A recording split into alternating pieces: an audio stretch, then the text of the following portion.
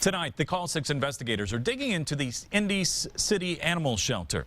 It's a new year, and they have a new director. But will it be enough to turn things around at a place plagued with problems?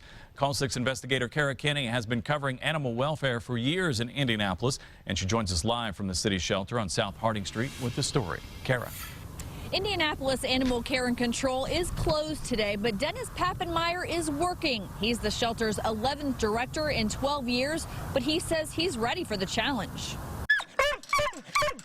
Dennis Papenmeier is an animal lover. He's now in charge of caring for and controlling the city's unwanted pet population. I'm extraordinarily excited. A tough job, many would argue. The shelter's been plagued with problems over the years. Staff and director turnover, and their budget for 2015 is $4.1 million, a budget animal advocates argue is not enough. Nobody has enough money. Papenmeier is familiar with city budgets. He comes to IACC from City Neighborhood Services. He plans to help the shelter make better use out of its funding.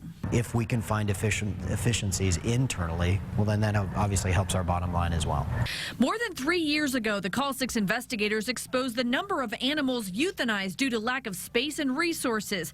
Papenmeier's been crunching the 2014 numbers and says more than 70% of dogs and cats now leave the shelter alive, such as with a family or rescue group. In 2011, that number was below 50%. That's a fantastic thing. Papenmeier says support from the City County Council and animal welfare groups is critical for improving the numbers even further. The 2015 budget also has a spot for a veterinarian. It's important to have a vet on site. It's important to have that resource within the walls of the building. The new director says the shelter's biggest challenge is spreading their message, letting people know who they are, where they are, and what they do. We want fewer animals to come through the doors.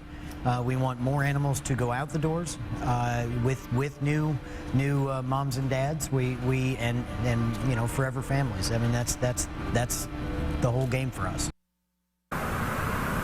Now, the city euthanizes animals for behavior reasons and for health reasons, but Papenmeier says in terms of euthanizing healthy, adoptable animals, he says that's now the exception rather than the norm. We're live at Animal Care and Control. I'm Call 6 investigator Kara Kenny.